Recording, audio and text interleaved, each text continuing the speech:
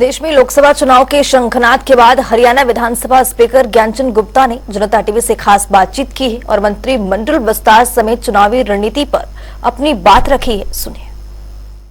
विधानसभा अध्यक्ष ज्ञानचंद गुप्ता जी हमारे साथ बात करने के लिए मौजूद है। देश चुनावी मोड में जो है उतर चुका है। भारतीय जनता पार्टी के वरिष्ठ नेता भी सर, तमाम राजनीतिक सवाल भी होते हुए नजर आएंगे। सर, सबसे पहला कि जिस तरीके से चुनाव अब जो है घोषित हो चुके हैं, भारतीय जनता पार्टी किस तरह की तैयारी जो है करती हुई नजर आ रही है? पिछली बार 10 की 10 सीटें जो है हरियाणा में भारतीय जनता पार्टी के पास थी। नहीं, देखिए, भारतीय जनता पार्टी का कार्यकर्ता हमेशा चुनावी मोड में रहता है और कभी भी अपने घर पर किसी आराम के लिए नहीं बैठा।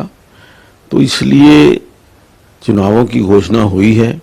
भारतीय जनता पार्टी का कार्यकर्ता पूरी तरह से पन्ना प्रमुख से लेकर और जैसा पहली बार 2019 के अंदर हुआ था, अब की बार भी 10 की 10 सीटें भारतीय जनता पार्टी के खाते में आएंगी और मुझे उम्मीद है कि तीसरी बार भारी बहुमत से आदरणीय नरेंद्र मोदी जी देश के प्रधानमंत्री बनेंगे। सर, जिस तरीके से टिकट वितरण देखने को मिलता हुआ नजर आया, जहां पर जरूरत थी वहां टिकट भी काटी गई। 6 उम्मीदवार जो है मैदान में घोषित हो चुके हैं। कांग्रेस की बात करें, अभी तक एक भी उम्मीदवार मैदान में नहीं देखने को मिल रहा है। नहीं, देखिए, वैसे तो ये उनका घर का मामला है कि कब टिकट उन्होंने अनाउंस करनी है, किसको टिकट अनाउंस करनी है। लेकिन आज तक की जो परिस्थिति जो पिछले 5 वर्ष के अंदर हमने देखी है कि कांग्रेस को एक पार्टी कहना ठीक नहीं है। कांग्रेस अलग अलग लोगों की पार्टी है, विशेष तौर पर हरियाणा प्रदेश के अंदर।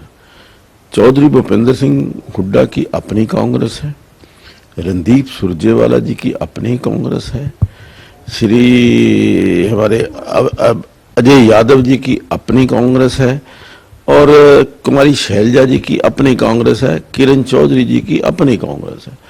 तो कांग्रेस का नाम है, लेकिन टुकड़ों में बटी हुई कांग्रेस जो पिछले 5 साल के अंदर भी अपने संगठन के जिलाध्यक्ष तक तय नहीं कर पाई, तो उसको आप पार्टी ना कहें तो ज्यादा अच्छा है। सर, इसके अलावा हम बात करें, पिछले दिनों जो राजनीतिक घटनाक्रम हरियाणा की राजनीति में देखने को मिलता हुआ नजर आया, मुख्यमंत्री बदल गए, जननायक जनता पार्टी सरकार से बाहर हो गई। कितना फायदा आप समझते हैं इसका होता हुआ नजर आएगा या किस तरीके का असर जो है चुनाव में पड़ेगा? सर, नहीं, देखिए, ये जो फैसला हुआ है ये चुनाव को देखते हुए, चुनाव परिणामों को देखते हुए और 10 के 10 लोकसभा में भारतीय जनता पार्टी का कमल खिले, इस बात को लेकर के ये निर्णय हुआ है। और वैसे जो आदरणीय मनोहर लाल जी ने पिछले 9.5 साल के अंदर प्रदेश को एक नई दिशा दी है और आज भाई नायब सिंह सैनी जी को ये जिम्मेवारी मिली है। मुझे पूरी उम्मीद है कि जिस लक्ष्य को लेकर के, जिस आगे सरकार ने, जो अपनी पार्टी ने उनको जिम्मेवारी दी है, वो लक्ष्य हम निश्चित तौर पर पूरा करेंगे। और वो हमारा लक्ष्य है हरियाणा प्रदेश के अंदर 10 की 10 लोकसभा सीटें जीत करके आदरणीय नरेंद्र मोदी जी की झोली में डालना। सर, अंतिम सवाल ये कि मंत्रिमंडल विस्तार को लेकर लगातार जो है असमंजस की स्थिति बरकरार है। एक सर टेक्निकल पॉइंट हम ये जानना चाहेंगे कि चूंकि अब आचार संहिता लागू होती हुई नजर आ गई है आम चुनाव के संदर्भ में, क्या इस दौरान भी जो मंत्रिमंडल विस्तार है वो होता हुआ नजर आ सकता है? देखिए, जहां तक मेरी जानकारी है, चुनाव आयोग की परमिशन के साथ मंत्रिमंडल का विस्तार हो सकता है।